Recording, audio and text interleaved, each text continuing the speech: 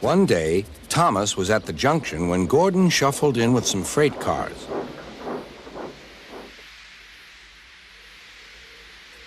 Phew, remarked Thomas. what a funny smell. Can you smell a smell? I can't smell a smell, said Annie. A funny, musty sort of smell, said Thomas. No one noticed it till you did, grunted Gordon. It must be yours. Not long ago, he had fallen into a dirty ditch. Thomas enjoyed teasing him about it. Annie, Clarabelle, do you know what I think it is? It's ditch water. Before Gordon could answer, Thomas puffed away. Annie and Clarabelle could hardly believe their ears. He's dreadfully rude. I feel quite ashamed. I feel quite ashamed. He's dreadfully rude. And to Thomas they said, "You mustn't be rude. You make us ashamed."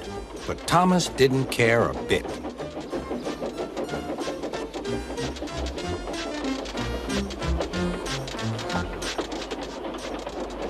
That was funny. That was funny, he chuckled. He felt very pleased with himself.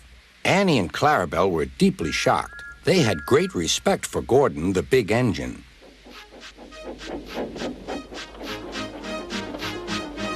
Thomas left the coaches at the station and went off to a mine for some cars. Long ago, miners digging for lead had made tunnels under the ground.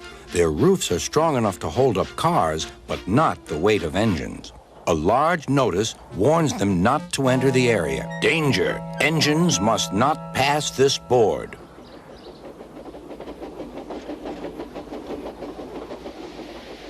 Silly old board, thought Thomas. He had often tried to pass it, but had never succeeded. But this morning he had made a plan. The fireman went to throw the switch. Now for my plan, thought Thomas. Bumping the cars fiercely, he jerked his driver off the footplate and followed them into the siding. "Come back!" yelled his driver.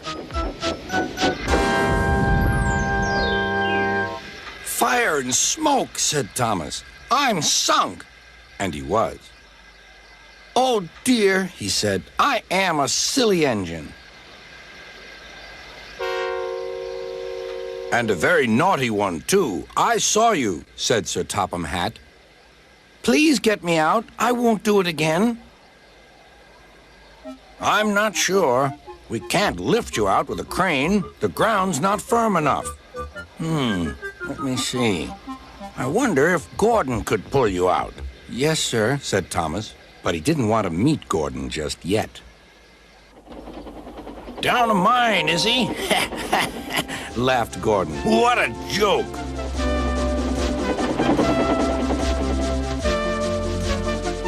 Boop, boop. Little Thomas, we'll have you out in a couple of puffs.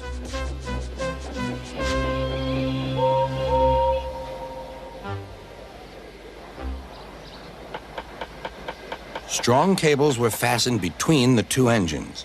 Are you ready? Heave!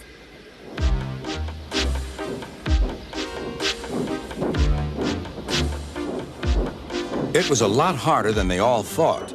At last, Thomas was free.